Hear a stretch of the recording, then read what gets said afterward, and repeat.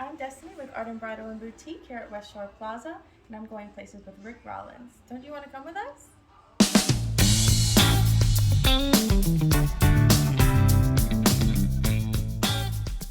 Thanks a lot, Destiny. And if you ever need a special occasion dress, I can tell you that Art and Bridal at West Shore Plaza is the place to go. An amazing staff with amazing dresses. And speaking of amazing, I hope your morning is just that. Here's what's coming up on this edition of Going Places with Ricc Rollins. Take a look. Our pet vet, Dr. Nabuki's back, and we're talking about pets and poisons, how to keep them safe at all times. And we talk with Jared Carter, the CEO and CCO of Red Lady Rum Punch. All of this and more, starting, you guessed it, right now. With us is, of course, Dr. Nabuki, our pet vet, and our special guest is This is Tucker. You're a 9-month-old lab. 9 months. Oh yeah, and he'll grow some more until about a year and a half. Okay. So this is the beginning of Pet Poison Awareness Month. Yep. Let's talk about this. What are some of the common things around the house that people don't think about that are a hazard to all of our furry friends? So we got a couple of things. Oh, come here, Tucker. We got a couple of things. We definitely have some cleaning agents around the house, you know, Okay. so like bleach, things like that. We also have things that we eat that can be toxic to them as Really? well. Oh Like yeah, what? oh yeah. Let's talk about So like garlic, onions. Really? Oh yeah. Okay. And so people cook a lot with that, and they taste wonderful. So when they're cooking, they're like, oh well, here's a little bit to my, my favorite friend here. Tucker is shopping. Oh yeah, oh yeah. Well, we wanted to talk about that too. As a lab, that's why we brought Tucker along. Labs love to eat anything and everything, so definitely be careful when you have them as a pet. They're really good, but they just love to eat everything, treats Okay. included. So again, around the house, you're gonna have cleaning agents that you use. You're gonna have things that we eat that you want to give them, and you're like, oh, that's great. That's toxic to them. My biggest thing is read online, do your research, and check with your vet.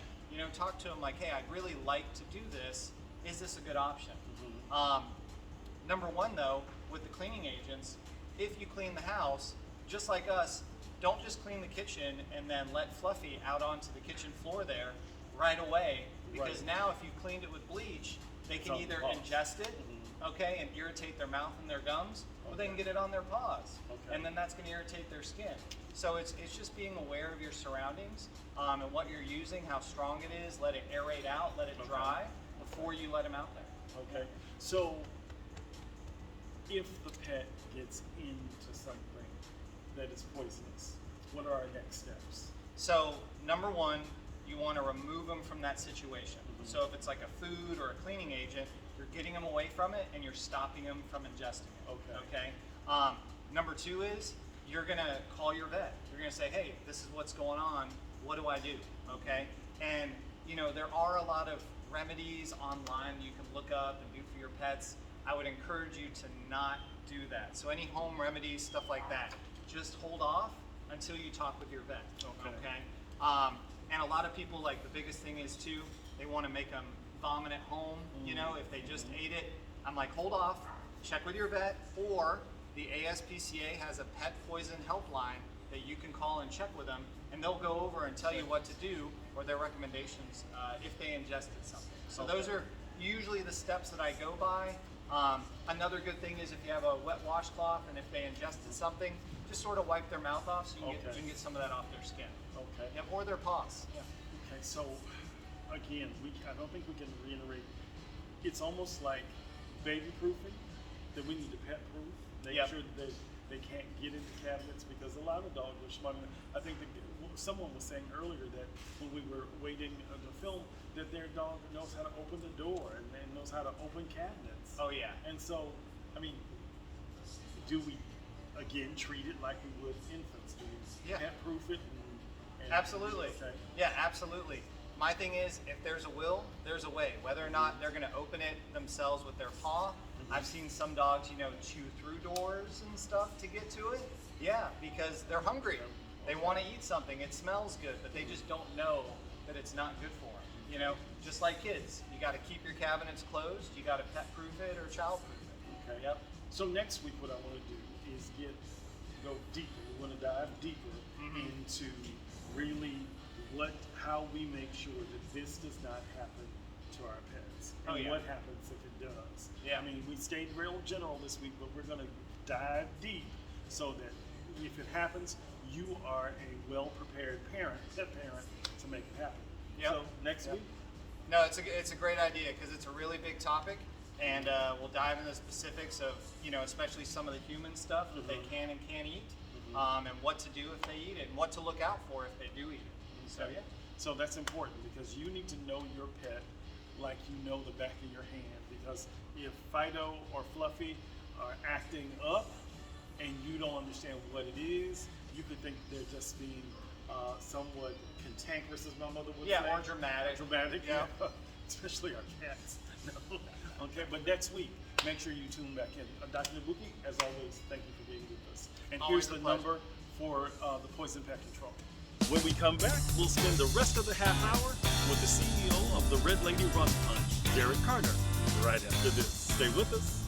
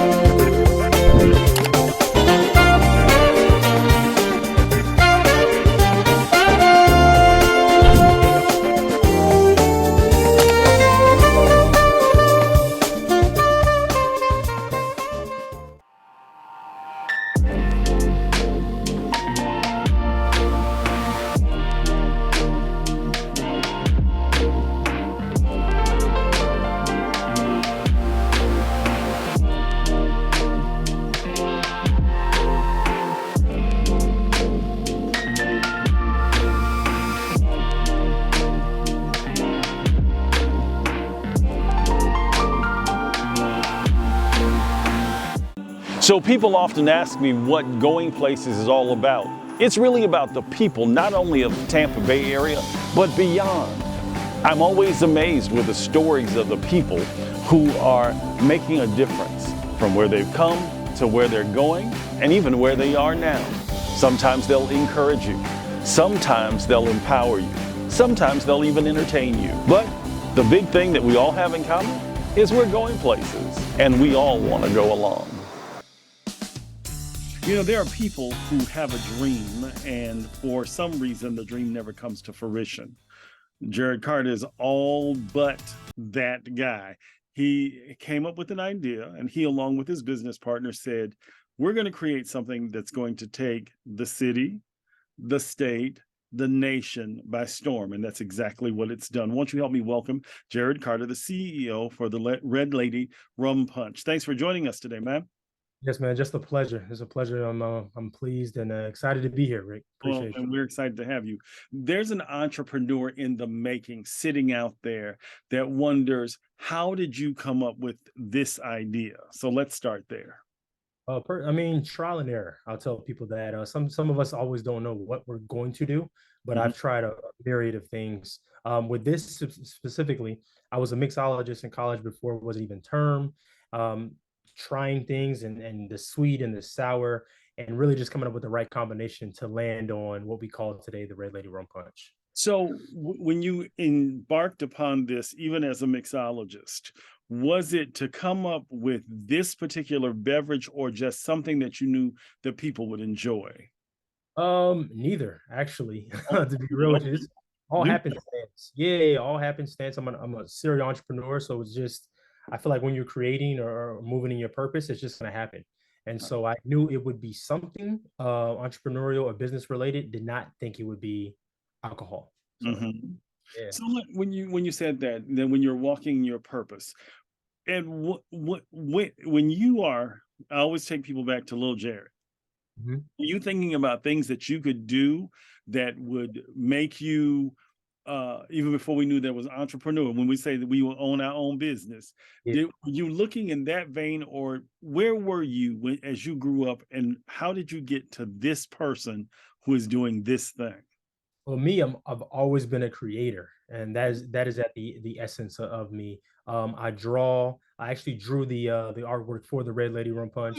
Okay. Yeah, I was drawing family members, designing T-shirts, so something to create for people to enjoy or wear.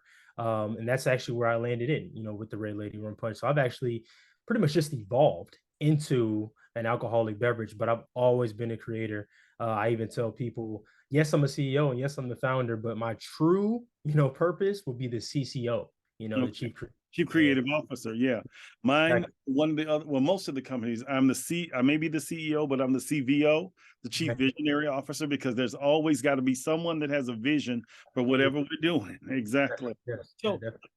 I think that's interesting that you have always been that person. I tell people all the time, I was 5 or 6, and I would see this pile. My mother was a seamstress before she was a tailor, and I'd see this pile of fabric, and I always knew I wanted to touch it and do something with it.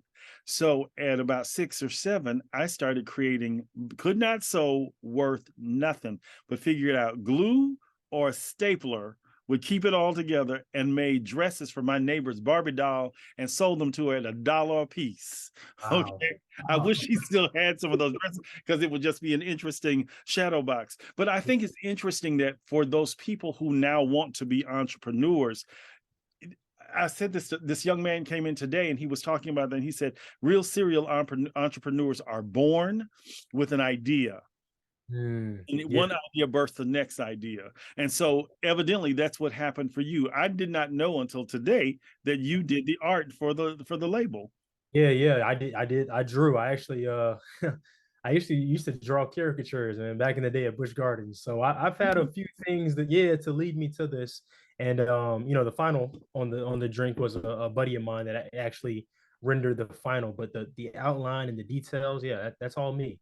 So I agree with your partner. I was created to do this. If it wasn't this, I would create something else.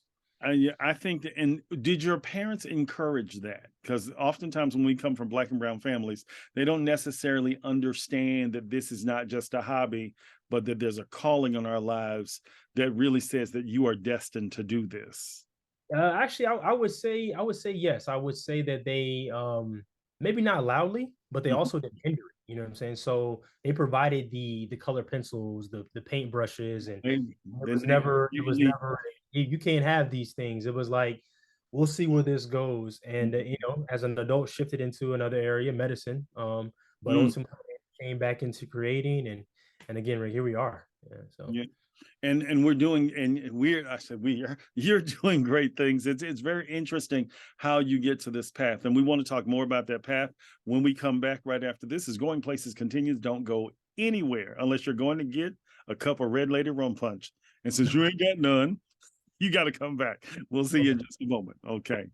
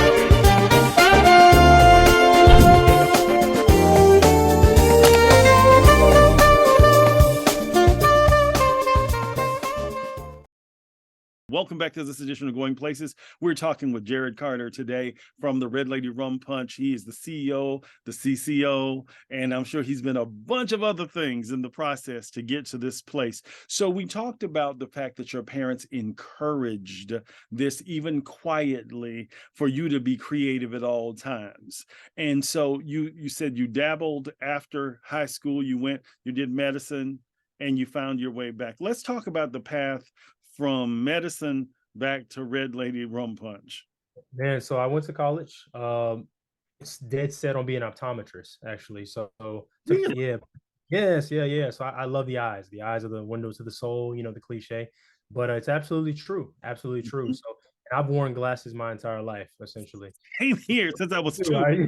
Yeah, I already know. I need them now, Rick. I need them now. But so going to school and yeah, I did well in school. I did well in college. I got the grades, but like I didn't love it. So it was not by happenstance, in my opinion, that the idea of the Red Lady started at a party while I was studying medicine, and Mm. that's the true story. So Mm.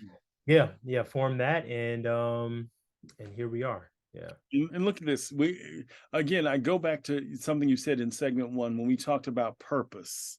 And I just believe that we are legitimately called according to purpose, and we have to go around corners and up streets and back down streets and to get to this place. But tell me about the moment, because I heard you say this, the moment that you realized that this was your purpose. And so I had that party in '08. Mhm. 300 people in a house party. I'm standing in the middle of that party and I'm like, man, this is amazing, right? It's amazing, but I didn't think about the future right there, trying to be present. Mhm. Came back, I tried to catch lightning in a bottle, was never able to. And a buddy of mine calls me 4 years later and he goes, you need to take this seriously. And that's when I was like, okay, and started doing research, really started applying. College taught me how to study, right? Mhm. Applying those skills to this. And I did Miami Carnival in 2017, and they went through 25 cases. And I was like, yeah, this is it. Just seeing people, thousands of people who I don't know. I only know the band member. You know what I'm saying? The guy I had to contact in order to be there. And me and my brother just standing there in Miami in this huge party, and people are just throwing back Red Lady. I was like, yeah, this is what I want to do. And so that was my moment. That was my moment. And you have walked. Did you walk or did you run from that moment to get to here today? I say a little bit of both. A Mhm. little bit of both. Yeah. I wish I could say I've sprinted the entire way, but we know in business, as you know, resources are everything, whether that be social or physical capital. So, Mhm. um, but I think it's been a steady walk, and I as I look back, Rick, there were moments in which I got super excited, and I wasn't ready for the progression, and so Mm. Wow. thankful. Yeah, I'm Gotta be thankful. ready. You Yeah, definitely have to be ready, I because was. if you're not ready, it will mess with you. And I think that that's what happens. I was telling somebody when we were publishing more so than we are now, Walmart came to us because our books were on lists all over the country, and they found us and realized that this particular segment of region, they came to us and said, we would love to publish your books. And that point, we had 8 titles on the imprint, and they were like, we want 5,000 copies of each book. Okay, you want 5,000? Okay, so they said, here's how we work. It's 120-day net. We do returns first, and then you get a check. Mm-mm. Mm-mm. That didn't work for us, and I had to walk away. I think that being a great entrepreneur says to us that you have to know when to say no too. Have to know. You have to And know. also, and if you say yes, be ready to back your yes up. True. This is absolutely true. Yeah. Yeah. And I have similar stories too. Bigger orders and just two of us and my production cannot handle that at that point. And so saying no hurt, but saying no helped. You know, So and it does, because there's a series of sermons I preach that will call "Say No for a Better Yes." And I okay. want to talk about the better yes. We're going to break one more time, and we'll be back right after this.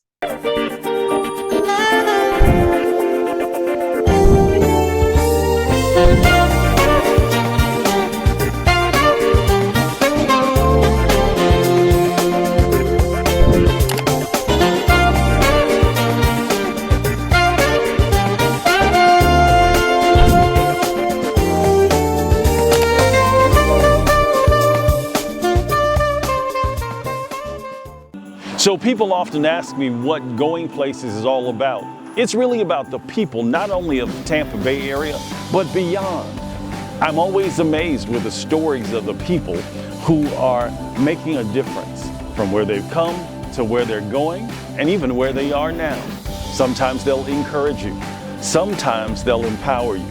Sometimes they'll even entertain you. But the big thing that we all have in common is we're going places and we all want to go along. Welcome back to this edition of Going Places. Our guest for the whole show today is Jared Carter. The reason I thought we should talk to Jared is because his journey is just as fascinating and titillating as what's in the red bottle. So let's talk about that red bottle. Let's talk about how you get to this place when you know that the Red Lady Rum Punch, beyond the folks at the party just, chugging back, that you know that this is it. This is it. So yeah, so Rick, obviously that moment at Carnival, and then me just doing research, right? So figuring out if this combination exists. So I did my research on rum punches, got very familiar with the Caribbean style, and I came to find that nobody bottles rum punch because everybody makes it at a party. Yeah, so that's another interesting thing. And then overall, as a segment, rum doesn't get as much credit as it deserves, right? So in America, we have sugar and What do you mean everything. by that, Jared? So there are very few rum brands that are recognized. The number one would be obviously Bacardi, and they have like Malibu. But other than those two, if you're not from the islands or in that segment, Mount Gay, maybe Ray and Nephew. But other than that, most people can't tell you anything. And so even that, in my opinion, the segment to the general public is like untapped. And so I was in a segment within a segment. And that's how I knew. I was like, nobody's bottling a rum punch. And then my packaging, the most of the industry is either clear or black. And that's mostly for cost purposes. And so in my mind, I'm like, all these colors of the rainbow, use one of them. And so that's Yes. what the red was. It's in the name. And naturally to me, it was like cover. So between my packaging and being in a segment that not too many brands exist, I thought I found a home. And so in finding that home, how do you then settle into, I'm walking away from everything that I know at this moment in time to make this my priority? You just you got to sit with it, right? And so Mm. yeah, the years, Don't yeah. make me shout up in here on the Saturday morning. Listen, You do. Yeah, you listen, really do being have to sit with alone, you have to being alone with yourself and your thoughts and processing what's coming in your head, and even some of the outside noise is so critical and crucial, not only to being an entrepreneur, but also to being a human being. And I do this very often. I do this every single morning. I'll it. do I'll do it after this too. And what did Rick say? How did we go through it? What are some of the things that he took that he was saying? What are some of the things that I was saying? And I just kept coming to, why can't this succeed? Why can't this succeed? And it was like, we can come up with all the excuses, right? Like, I don't have $1 million, or I don't have a 100-person team. That doesn't matter in this viral age and with the internet and with people knowing people. That is not an excuse, right? And There so is I no was excuse for like, success or oh, failure. There is no well, excuse for failure when you have people that, I mean, you've seen that. I don't know if you've seen that TikTok. Don't support my product because I'm famous, or support it like you support the person that's famous. yes. Because this is your neighbor, this is your friend, and oftentimes we find that the people we thought would support us do not support us in the process. Okay, I'm coming off my little soapbox right about Okay. now, but it's very true. So you cannot even depend on the people that you thought you could depend on to support this product, because then well, why does he think? What makes him think? So what does make Jared Carter think that Red Lady Rum Punch is the deal? I think Red Lady Run Punch is the deal. That's what I believe. I've asked people that I don't know more so because I did get caught up in the, we want our circle to really take off and believe what we did. But ultimately, I'm a numbers guy, Rick. 8 billion people in this world. I can go find some more people that love the Red Lady Run Punch. Mo. And doing that and going to these events and places in which you don't see me and getting the responses that I've seen. If I'm getting I've seen 40,000, 50,000 people like the drink. Let me multiply that by 10 and let's see what we can do. And that's where I'm at with it. Yeah. That's it. I love that. I love the fact that you are not the person that waits for permission. No. Because if we wait for permission, we wait for one of the distributing houses or one of the places that you can now find this to call. We'd be waiting a long time because unless it's there, nobody's going to know about it. Exactly. That's, I was talking to somebody the other day and I get tired of networking events, but I have to show up and I have to show up because how they're going to know the Ricardo's brand if Ricardo is not there promoting the brand, not handing out business cards, but being present. Yes, exactly. They got to see. I like that. All they got to do is say, I like that suit. And it's like, really? Thank you. Where'd you get it, man? Where you shop at? It's a little store called Ricardo's. Exactly. And then I give them the card and they look down and they look up and they go, oh, but if I didn't believe in this, and they could have closed these doors a long time ago, especially in the tough times. And I know, we've sat here and we've talked about it when we haven't really talked about tough times. I want to talk about that when we come back. I want to talk about the tough times when it was one of those days when you were like, am I in the right business? Before we go, here's a couple of things I think you should know. It's the Jazz Unplugged ticket giveaway. For more information on how to win to see Kim Waters, click the QR code on the screen. And Saturday, May 4th, it's Jazz After Dark, featuring Adrian Judge. For more information, you guessed it, click the QR code on the screen. That's all the time we have for today, but I want to remind you that we'll be back next week. You can always catch encore episodes of Going Places every Saturday and Sunday morning at 5 a.m. in this encore presentation. And if you miss us on more, you can catch us on YouTube. We look forward to beginning our Women's History celebration as we tell her story all month long, starting next week. Until then, be blessed on your journey. For everyone here at Going Places, thanks for joining us. Take care.